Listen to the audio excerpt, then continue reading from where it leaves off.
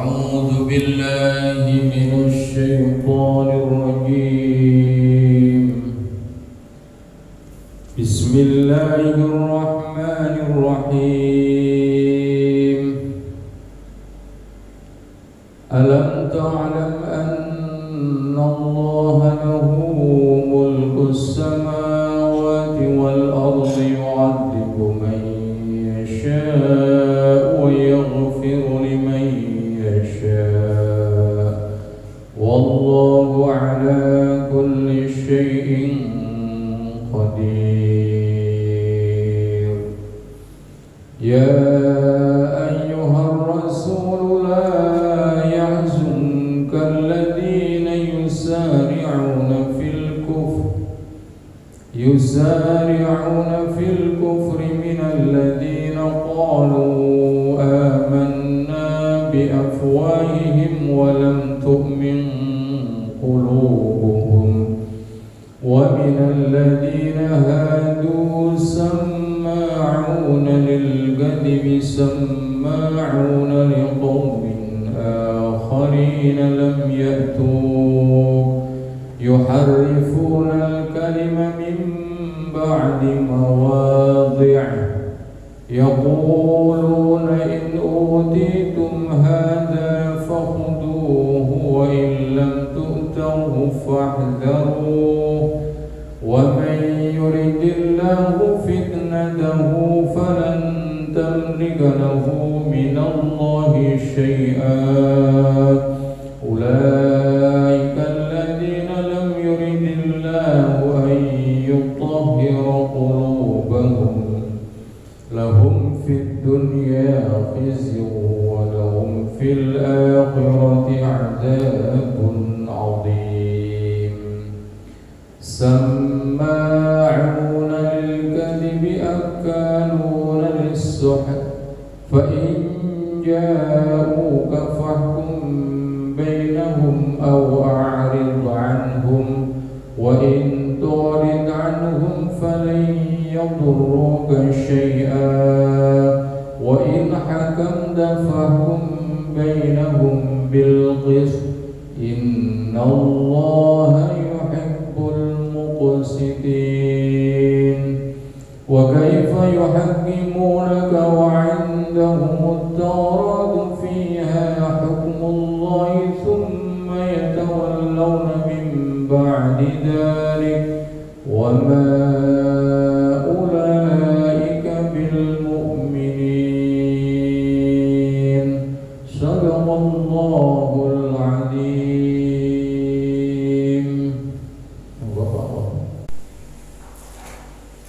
Jamaah sekalian yang dirahmati Allah, marilah kita lanjutkan lagi pengajian kita tafsir surah Al-Maidah yang hari ini kita memasuki ayat yang ke-41 ya. Yang kemarin kelihatannya sudah ini yang ke-40. Ya, sekarang kita masuk di ayat yang ke-41. Sebelum saya masuk di ayat ini, saya ingin memberikan pengantar bahwa Rasulullah itu seorang nabi yang hatinya itu selalu sayang kepada umatnya. Jadi tidak ingin melihat umatnya itu susah. Nah, kalau jenengan ingat sejarah ketika Rasulullah mau sedo itu ternyata yang diingat itu umatnya. Tidak anaknya, tidak istrinya, tidak hartanya, tapi umatnya. Masih ingat Pak tadi? Rasulullah hanya mengatakan ummati, ummati, ummati. Umat saya bagaimana? Gitu. Ini nanti sebelum kita masuk di ayat ini supaya kita nyambung. Di ayat yang lain yang kita baca setiap kita tibaan.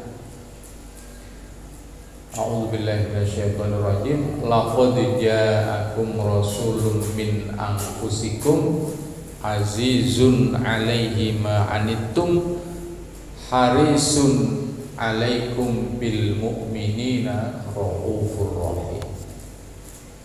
Telah datang kepada kalian seorang utusan dari jenis kalian. Azizun 'alaihi ma 'anittum itu maknanya tidak ingin umatnya repot, tidak ingin umatnya susah.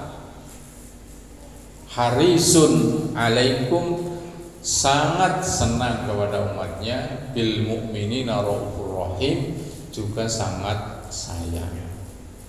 Sehingga kalau Rasulullah mengajak umatnya kok umatnya tidak mau, itu Rasulullah perasaannya sedih.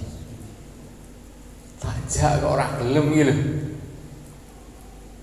Makanya kalau jenengan ingat sejarah lagi, dan ini kita ingat-ingat terus, kita ulang-ulang terus, ketika Rasulullah berdakwah dilempari batu, dilempari kotoran unta sampai berdarah, itu kan Rasulullah tidak pernah membalas karena sangat sayang kepada umatnya. Di tengah-tengah itu diambilkan pasir kemudian diletakkan di atas kepalanya Rasulullah sampai Fatimah pulang menangis itu melihat bapaknya digitukan. Rasulullah juga tidak membalas. Jadi kalau mengajak umatnya tidak mau, Rasulullah bersedih. Nah, pada ayat ini yang dimaksud ya ayyuhar rasulu, wahai utusan Allah, yang dimaksud Rasul itu adalah Nabi Muhammad sallallahu alaihi wasallam. Jadi Nabi Muhammad kalau di dalam Al-Qur'an itu di sini dikatakan disebut dengan gelarnya, dan ini menjadi satu kehormatan. Dulu saya pernah cerita ke jenengan ya, kalau umatnya Nabi Musa itu kalau memanggil Nabi Musa gimana? Musa, tanpa gelar, jangka. Nah ini dicontohkan oleh Allah. Kalau Allah memanggil Nabi Muhammad, salah satunya kadang-kadang menggunakan gelarnya, yaitu Rasul, utusan, itu sebuah penghormatan. Ini saya lihatkan ya panjenengan.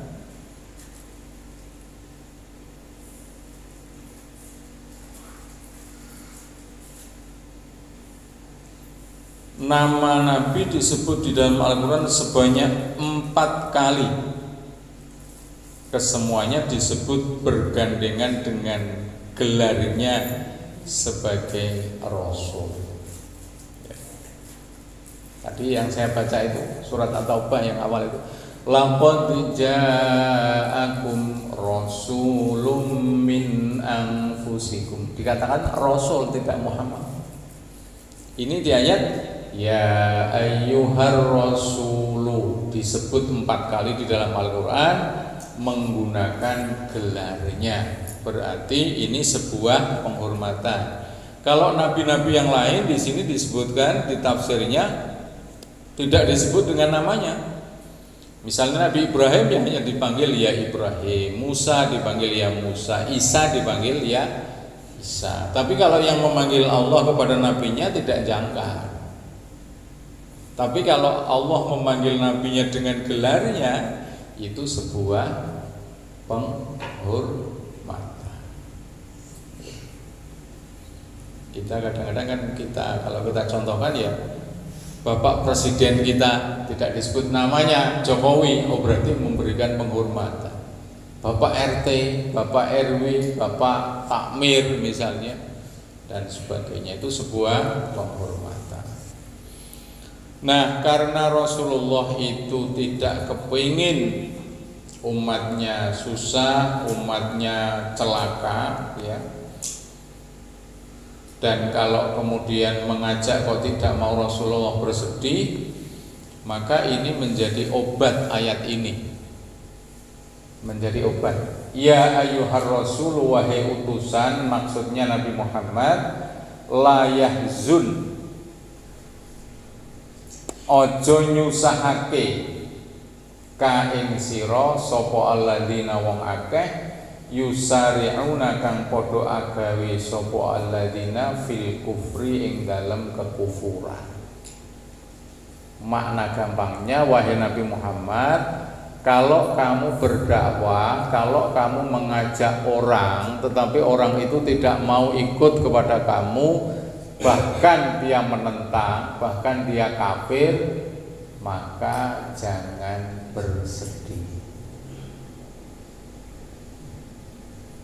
Karena balik-balik yang bisa menunjukkan seseorang, yang bisa memberikan hidayah seseorang itu hanyalah Allah. Jangan masih ingat ayatnya, innaka la tahdi man ahbabta walakinallaha yahdi may yasha. Innaka sak temne sira Muhammad iku la tahdi, tidak bisa memberikan hidayah, tidak bisa membuat dia masuk Islam, mudahnya gitu. Man ing wong ahbabta kang seneng sapa sira, kepada seseorang yang hatta kamu cintai orang. Ini kalau saya dengarkan dulu dari para guru itu, kisahnya termasuk kisahnya Abu Thalib. Abu Thalib itu pamannya Nabi, tapi yang menurut riwayat yang paling masyhur itu sampai tidak masuk Islam. Padahal pamannya yang melindungi Nabi, yang membesarkan Nabi, yang ya kalau nggak salah mengajarkan kehidupan kepada Nabi, sampai yang meminangkan awalnya kepada Siti Khadijah itu kan Abu Thalib. Kayak yang ponakanku jenengan kayak bojo gelem mbok ora. Gampangane ngono ngomong karo Siti Khadijah, seorang janda saudagar yang sangat kaya raya, ya. Kemudian kalau kita baca di dalam Al-Quran, ya kenapa tidak boleh bersedih? Karena wa ma alaina illal balagul mubin, kalau di surat Yasin, bahwa tujuan kita, dakwah kita, ya, tugas kita itu hanya sekedar menyampaikan. Hanya sekedar menyampaikan, Pak. Wis dicaluki terus sedina ping 5 Pak Dar, nek ora gelem ya ora apa-apa, sing penting kita wis nyeluki. Nyeluki niku maksudnya azan niku. Sing penting kita sudah menyampaikan. Nah, ini hubungannya dengan yang saya sampaikan tadi. Kenapa? Karena Rasulullah itu orang hatinya lembut sekali. Hatinya sayang sekali kepada umatnya itu tadi. Hatinya sayang. Mungkin kalau saya ibaratkan ya sayangnya hampir sama orang tua dengan anaknya ya Pak Dari. Apalagi ibu, buh anaknya salah kayak opo, anaknya berenggoleng kayak opo itu. Ya kalau ibu ya tidak bisa, karena ibu adalah punya rahim. Dulu darah saya dan panjenengan itu nempel di rahim ibu. Maka rahim itu artinya apa? Kasih sayang. Ibu itu kasih sayangnya menempel kepada anak, nggak bisa dilepas. Ya, sehingga dilarang.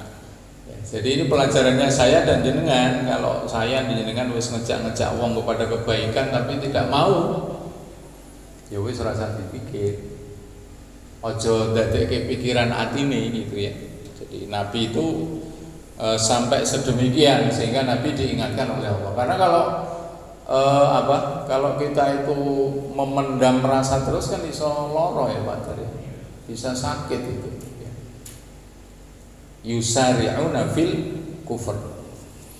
Nah, siapa itu orang-orang yang diajak Nabi tetapi dia tidak mau mengikuti Nabi? Itu siapa? Yang pertama, minal ladzina qalu amanna bi afwahihim walam tu'min tu'min qulubuhum.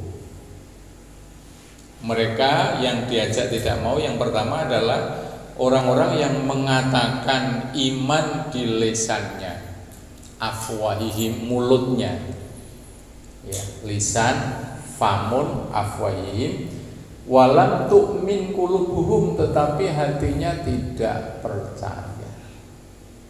Berarti nopo niki? Kalau bermuka dua berarti apa? Munafik. Lisane, mulutnya itu bilangnya aku beriman. Tapi hatinya tidak beriman. Berarti nggak cocok itu antara lisan dengan hati, antara ucapan dengan tindakan, ya. Mereka kalau ketemu dengan orang-orang beriman, muni ini piye, Pak? Aku bolongmu, aku temenmu, aku koncomu. Tapi nanti kalau dia sudah pulang kepada gerombolannya, sing tak omong kowe wingi karo Pak Dar kuwi hanya sekedar omong kosong, ngombyongi tok. Ya, itu namanya orang munafik. Lah orang munafik itu ya Nabi tadi masih apa? Masih sayang sebenarnya, masih mengajak. Tapi ini orang yang bergerak hatinya fil kufri, di dalam kekufuran. Ya, itu yang pertama. Yang kedua, wa minal ladina hadu, orang yang berjalan dengan kekufuran. Yang kedua adalah orang-orang Yahudi. Jangan saya ingatkan lagi, berarti apa? Berarti orang-orang Yahudi yang masih hidup pada masa Nabi, keturunannya. Saya selalu menyontohkan, Pak Soeharto wis meninggal, tapi keturunannya sampai sekarang kan masih, Pak Soeharto. Mungkin Yahudi yang Nabi Musa sudah meninggal, tapi keturunan-keturunannya itu kan masih ada. Nah, mereka itu orang-orang yang masih tinggal di Madinah saat itu. Niku yo ngono. Dia apa? Tidak mau ikut kepada Nabi Muhammad. Dua kelompok inilah ya yang di dalam Al-Quran dikategorikan sebagai orang-orang yang kufur, orang-orang yang kafir, orang-orang yang tertutup akalnya, ya, tertutup matanya, tertutup hatinya, ya, sehingga perilakunya seperti itu. Lisannya mengatakan iman, hatinya tidak. Kalau orang-orang Yahudi malah jelas tidak mau mengakui kenabian Nabi Muhammad Sallallahu Alaihi Wasallam. Dua orang itu. Samma'una lil kadhibi samma'una liqaumin akharina lam ya'tuk.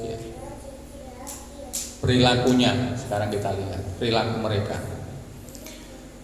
Perilaku mereka itu suka mendengarkan berita-berita bohong. Kalau sekarang hoax, senenge mendengarkan berita-berita yang hoax. Ya, kalau sekarang ada istilah apa itu? Apa Pak Mudhani? Orang yang suka membuat dan memang kontennya itu buzzer, ya. Buzzer namanya Pak Dan. Jadi ya itu tadi, buat konten-konten yang nggak karuan. Itu samma'una lil kadhibi, orang-orang yang suka mendengarkan berita-berita bohong. Atau bisa dimaknai ini, dikatakan samma'una lil kadhibi, makna yang lain adalah amat suka mendengar uraian-uraian Rasul Sallallahu Alaihi Wasallam dengan tujuan memutarbalikkan ucapan beliau guna menyebarkan kebohongan. Ya, itu makna yang lain. Jadi makna yang pertama suka mendengarkan berita-berita bohong. Yang kedua, suka mendengarkan ceramah-ceramah Rasul, tapi ceramah Rasul itu kemudian nanti dibohongkan. Kalau bahasa wartawan dipelintir. Bahayanya dipelintir. Nah ini kan bahaya. Itu perilaku mereka. Perilaku ya dua-duanya ini. Perilakunya orang-orang munafik dan perilakunya orang-orang Yahudi. Kemudian perilakunya yang lain adalah sama'una liqaumin akharina lam ya'tu. Artinya suka mendengar perkataan-perkataan orang lain yang belum pernah datang kepadamu. Ya, belum pernah datang kepadamu. Di sini ada artinya ada sekelompok di antara mereka yang hadir dalam majelis Rasul mendengarkan ucapan-ucapan beliau untuk kepentingan kelompok lain yang merasa angkuh hadir di majelis itu. Itu perilaku yang kedua ya. Jadi mereka datang sih ke majelis-majelis Rasul-Rasul itu ya, tetapi nanti itu dibuat keangkuhan, dibuatkan. Yang kedua ini perilakunya orang-orang Yahudi. Yang ketiga perilakunya adalah yuharrifunal kalima min ba'di mawadhi'ihi. Yaquluna in utitum hadza fakhudhu wa illam tu'tahu fahdharu. Perilakunya yang lain apa nih? Mereka mengubah perkataan-perkataan setelah berada di tempat-tempatnya. Ya, dulu pernah sudah kita pelajari ya. Kalau misalnya disuruh mengatakan hittoh, justru mereka mengubah kemudian mengatakan hintoh. Hittoh itu artinya kembali kamu kepada Allah.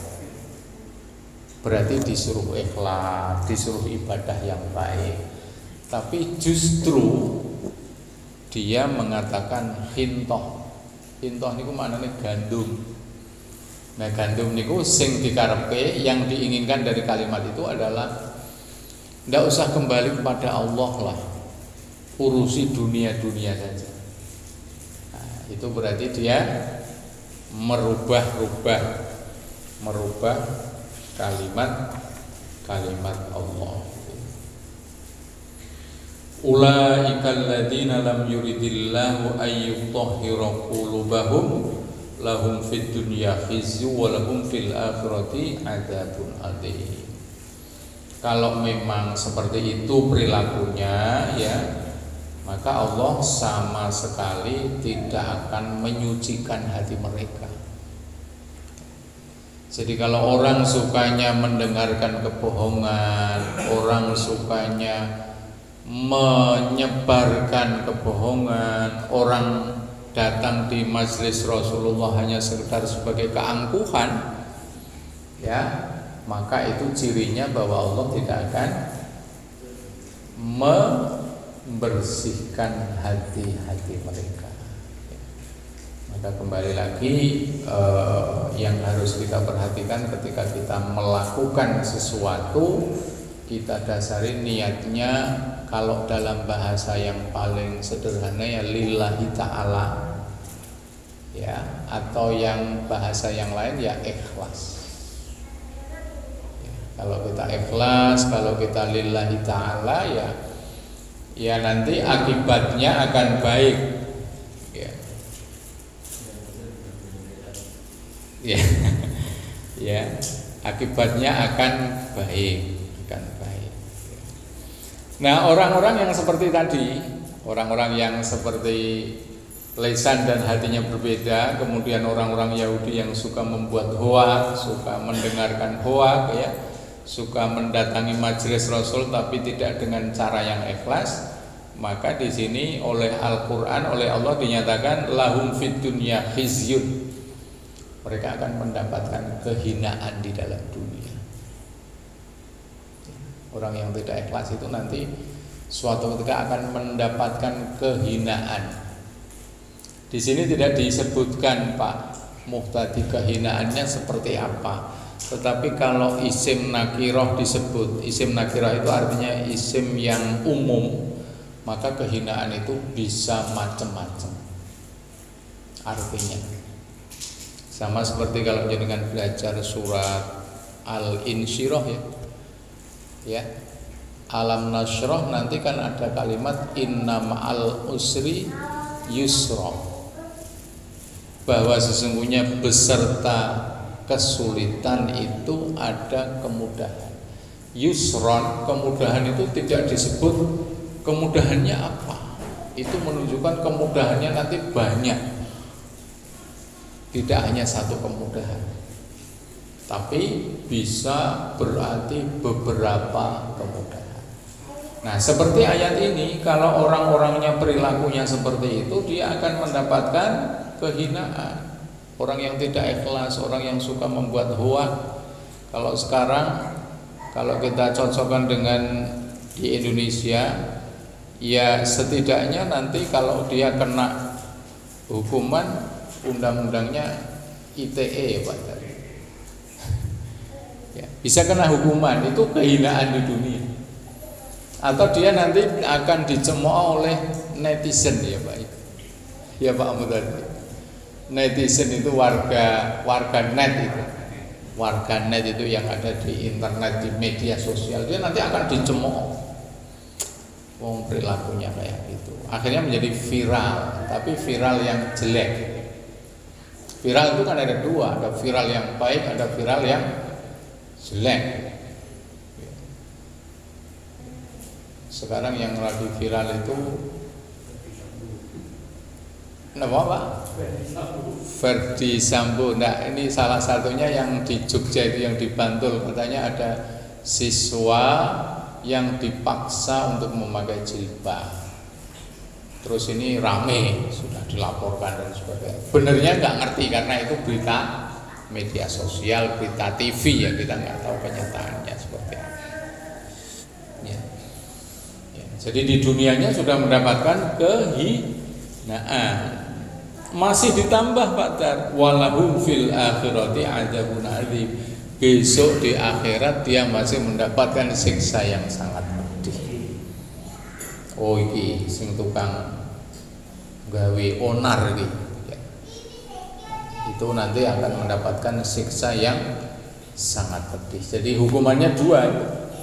Hukuman di dunia juga hukuman di akhirat. Itu makna ayat ya ayyuhar rasulu la yahzumkal ladzina yusari'una fil kufur. Jadi ini mungkin pelajarannya juga buat kita juga, para orang tua ya. Kalau kita ngandani anak